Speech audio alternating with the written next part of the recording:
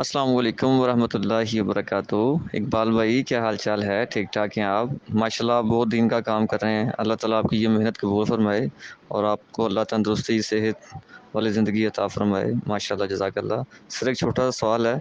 ہماری اہل حدیث مسجد کے ایک عالم ہیں، جمعہ بھی پڑھاتے ہیں، تو انہوں نے ایک سلسلہ شروع کیا ہوا ہے۔ ایک چھوٹا سا کمرہ ہے، اس کے اندر وہ دم کرتے ہیں، اور وہ جنات کی حاضری بھی ہوتی ہے۔ وہ دم جب کرتے ہیں تو وہ سلسلہ ایک ایسا چلایا ہوا ہے، جادو جنات کا دم کرتے ہیں وہ۔ تو ہم ان سے یہ ریکویسٹ کرتے ہیں کہ آپ لیڈیز کے لیے لیڈیز کو منتخب کریں۔ چھوٹا سا کمرہ ہے، کچھ عورتوں نے پردہ کیا ہوتا ہے، کچھ عورتوں نے پردہ نہیں کیا ہوتا، تو جب وہ ان کے اوپر حاضری ہوتی ہے تو وہ بے پردہ ہو رہی ہوتی ہیں۔ تو ایسے میں وہ آخر انسان ہے، فرشتے تو نہیں نا ہے کہ جو ان کی طرف دیکھیں گے بھی نہیں۔ السلام علیکم ورحمۃ اللہ۔ بدر بھائی، ماشاء اللہ آپ کی آواز سن کر خوشی ہوئی۔ اللہ تعالیٰ آپ کی دعائیں میرے آپ کے ہم سب کے حق میں قبول فرمائے۔ جب تک منہ میں زبان ہے، جب تک پھیپھڑوں میں سانس ہے، اللہ کرے کہ اللہ اپنے دین کا کام لیتا رہے۔ سوال آپ کا نہایت خطرناک ہے۔ آپ نے پوچھا کہ مسجد کے امام صاحب ہیں اور وہ خطیب بھی ہیں، اور چھوٹے سے کمرے کے اندر مردوں کو بھی اور عورتوں کو بھی دم بھی کرتے ہیں اور حاضری بھی ہوتی ہے۔ حاضری مطلب جو مریض ہے، مرد ہے یا عورت ہے، بچی ہے یا جوان ہے، اس پر جنات باقاعدہ آ بھی جاتے ہیں۔ تو آپ لوگ منع کر رہے ہیں، مگر مولانا صاحب منع نہیں ہوتے کہ عورتوں پر حاضری ہو جاتی ہے تو عورتیں جو ہے وہ مچھلی کی طرح تڑپنا شروع کر دیتی ہیں، اور اس میں بے پردگی بھی ہوتی ہے، ننگا پن بھی ہو جاتا ہے۔ امام ہے، آدم زاد ہے، فرشتہ تو نہیں ہے۔ معاملہ یہ ہے بدر بھائی، مہنگائی بہت زیادہ ہو گئی ہے اور سیکس ہر بندے کے ساتھ ہے۔ ہر پوائنٹ پر خیال کرنا ہے۔ مہنگائی بہت زیادہ ہو گئی ہے اور سیکس ہر بندے کے ساتھ ہے۔ یہ تو پتہ نہیں آپ کا کون سا شہر اور کون سی بستی ہے، ہیں جی، کعبے کا امام ہو تو اس کے ساتھ بھی سیکس ہے، ٹھیک ہے جی۔ وہاں مہنگائی کا ایشو نہیں ہوگا، لیکن سیکس ہر آدم ذات کے ساتھ ہے۔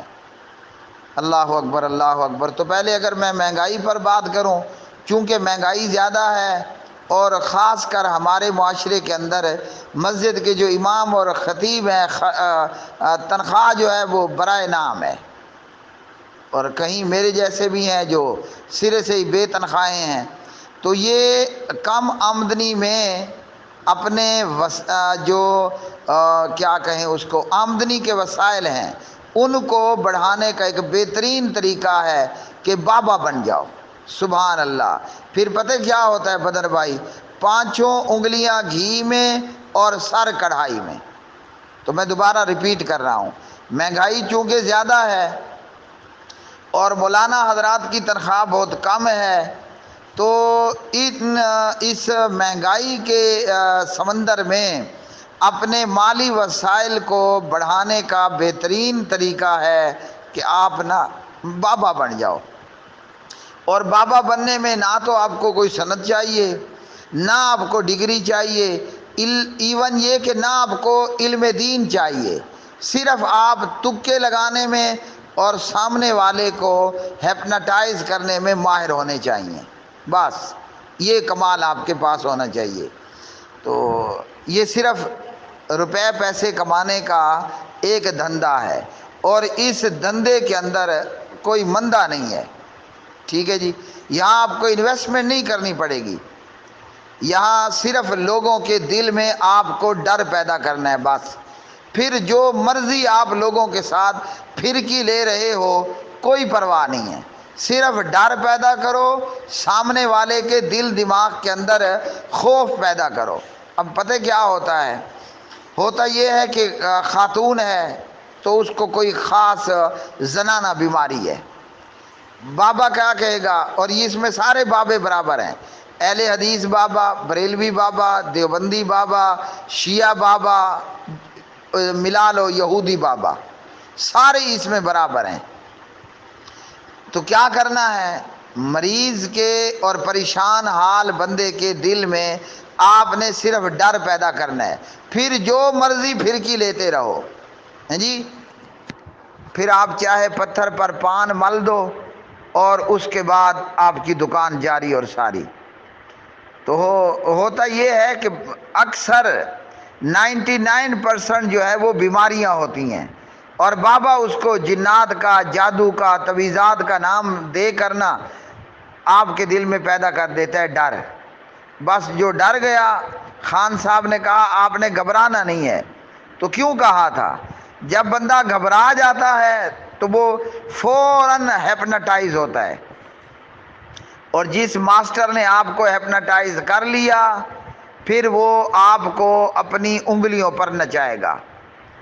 مثال کے طور پر آپ آج سے کئی سال پہلے گروپ نمبر 1 میں میرے کوئی بھائی تھے آپ کی طرح، تو غالباً وہ ناروال یا نامعلوم کہاں سے تھے۔ مجھ سے مسئلہ پوچھا، سوال پوچھا، اور گروپ میں ہی غالباً پوچھا کہ بیوی میری جو ہے وہ رات کو سوئے ہوئے ڈر جاتی ہے، اٹھ کر بیٹھ کر حیران پریشان ہوتی ہے یا عجیب و غریب کیفیت بن جاتی ہے۔ تو اس سے پوچھا کب شادی ہوئی کب نہیں ہوئی، اس نے ساری صورتحال اور ڈیٹیل بتائی۔ اب وہ نارووال میں ہے، میں ڈیرہ اسماعیل خان میں ہوں۔ اسے بتایا، جب اس نے بتایا کہ بیوی حمل سے ہے، تو میں نے اسے جواب میں کہا کہ تمہاری بیوی چونکہ پریگننٹ ہے، مجھے امید ہے کہ یا تو اس کے جڑواں بچے ہیں یا وہ ڈیلیوری کے ڈر سے اس کے دماغ میں ہلچل ہوتی ہے اور رات کو بے چین ہو کر اٹھ کر کے بیٹھ جاتی ہے۔ تو اسے سختی کے ساتھ منع کیا، کسی بابے کے پاس بیوی کو لے کر کے نہیں جانا۔ لوگ بات کم مانتے ہیں لیکن وہ اللہ کا بندہ بات مان گیا۔ کئی مہینوں بعد اس نے میسج کر کے بتایا کہ محترم، آپ کے کہنے پر میں اپنی نئی نویلی دلہن کسی بابے کے پاس لے کر نہیں گیا، آج میری بیوی کے ہاں ڈیلیوری ہوئی ہے اور اللہ تعالیٰ نے مجھے 2 جڑواں بچے دیے ہیں۔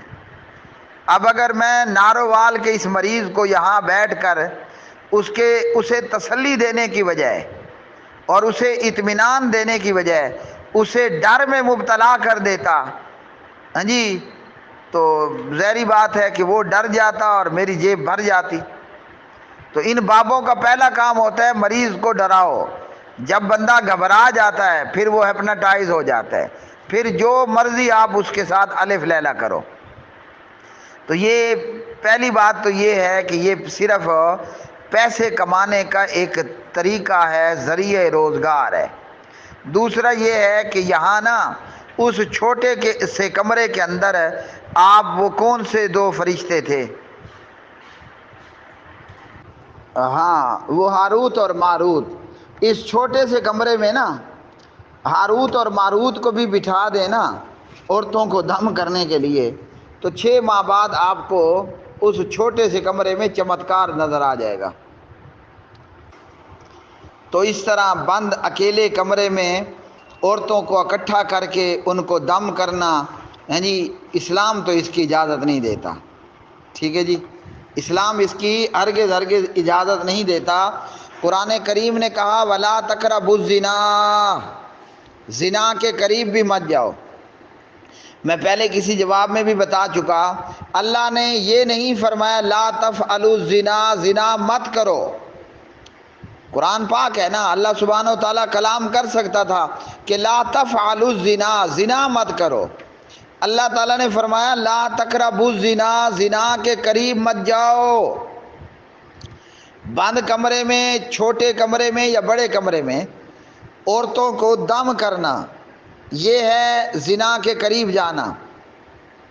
کبھی کوئی آ گئی نا بی بی اکیلی اور مولانا ہوا اکیلا، تو ہوگا پھر دھماکہ اور ہوگا چمتکار۔ پھر ہم جی مولانا پر غصہ کریں گے تو وہ تو خیر غصہ بنے گا، لیکن جو اپنی بہن بیٹی کو بھیج رہا تھا اس پر کیا ہوگا؟ اور یہ کوئی جنات کی حاضری نہیں ہوتی، کوئی جنات کی حاضری نہیں ہوتی، بالکل فراڈ ہے اور فیک ہے۔ اس کام کے اندر پیسہ بھی ہے اور اس کام کے اندر چسکا بھی ہے، ٹھیک ہے جی۔ کبھی بندہ جذبات کے ہاتھوں مجبور ہو گیا تو وہ چڑھ جائے گا، نہیں مجبور ہوا اور کنٹرول رہا، ویسے کب تک کنٹرول کرے گا؟ تو چسکا تو ہے ہی ہے. عورت سامنے لیٹی ہو، اچھل کود کر رہی ہو، یا وہ بندر کی طرح کودی جا رہی ہو، یا وہ مچھلی کی طرح عورت تڑپتی جا رہی ہو، اگر بندہ ایک نمبر کا ہیجڑا نہ ہو نا تو چسکا تو ہے.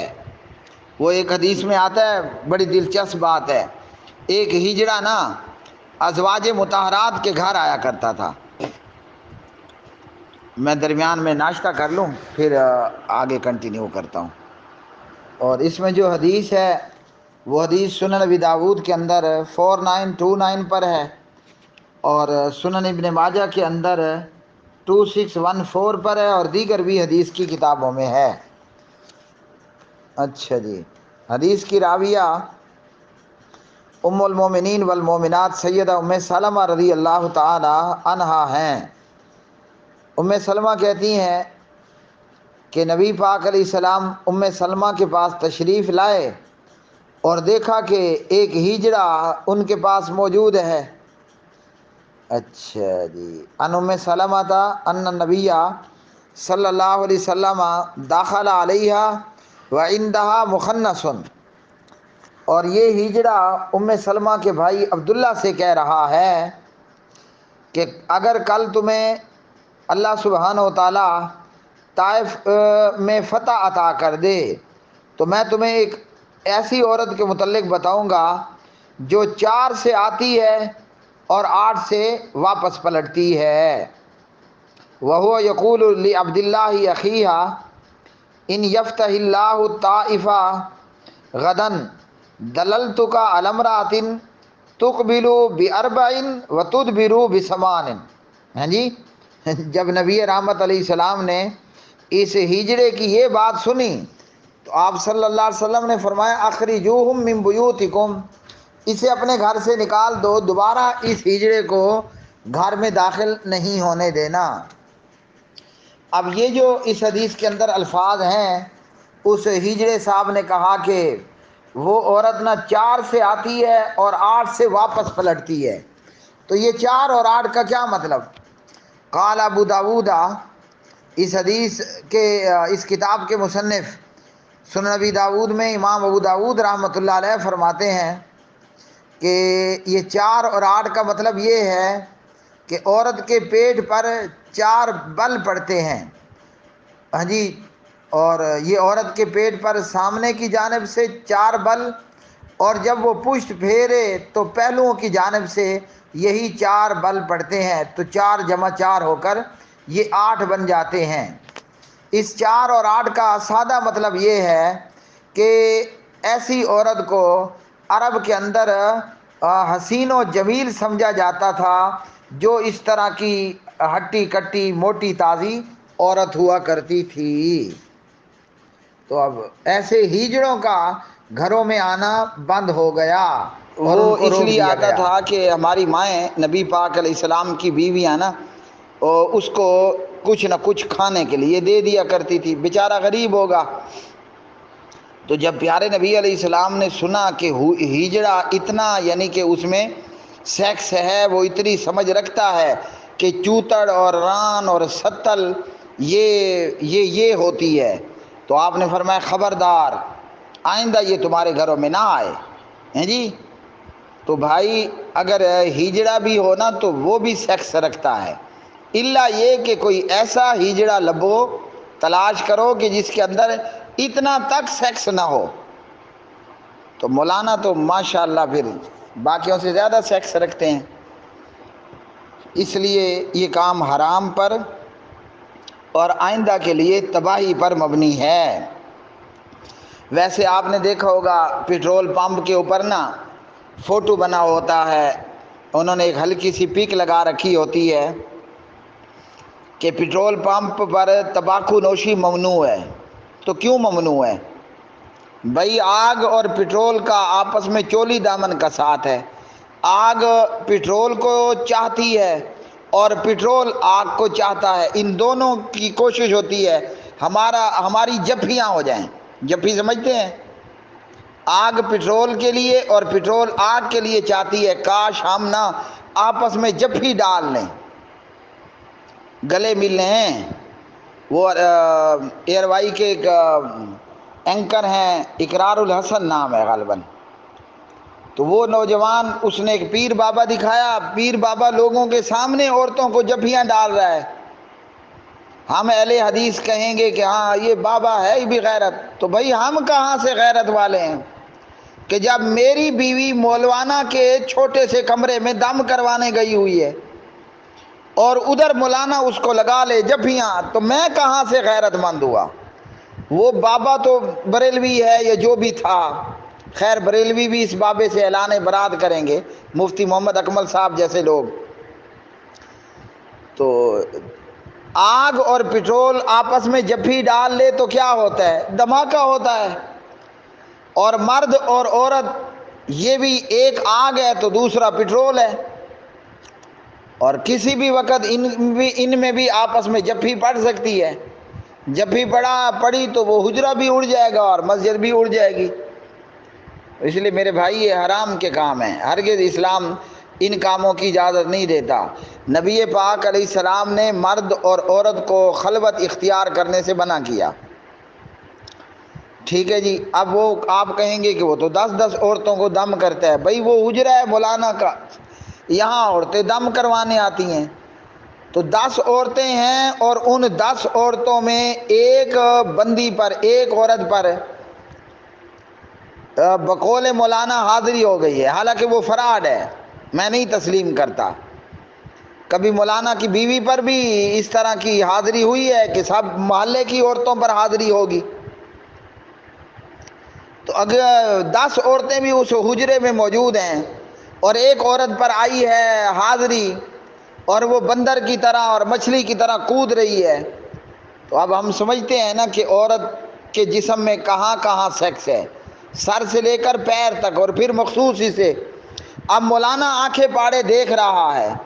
آپ کعبے کے امام سدیس کو بھی بٹھا دو اور اس طرح عورت اس کے سامنے اچھل کود کرواؤ تو چسکا تو اسے بھی آئے گا اور مجھے بھی آئے گا. تو یہ کیا یہ مولانا مدینے کے اس ہیجڑے سے بڑھ کر کے بڑا ہیجڑا ہے؟ اللہ اکبر. اور کبھی کوئی عورت آئے گی اکیلی ہیں تو پھر کیا بنے گا؟ تو اس لیے بھائی مولانا کو سختی کے ساتھ منع کرو.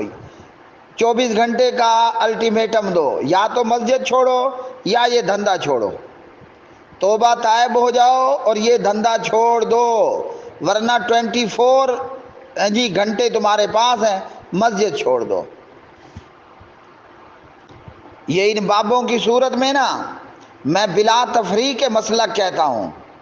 شیطان اہل حدیثوں کے پاس اہل حدیث بابا بن کر آتا ہے، شیطان دیوبندی بریلویوں کے پاس دیوبندی بریلوی بابا بن کر کے آتا ہے. ہماری آنکھوں سامنے ہماری غیرت کا، عزت کا جنازہ نکلتا ہے، مگر وہ ہم وہ بے حیا ہیں کہ ہم ٹس سے مس نہیں ہوتے ہیں. پھر بلیم کرتے ہیں کہ جناب وہ نقلی پیر، نقلی مولوی عورت بھگا گیا یا عورت کو گھوڑی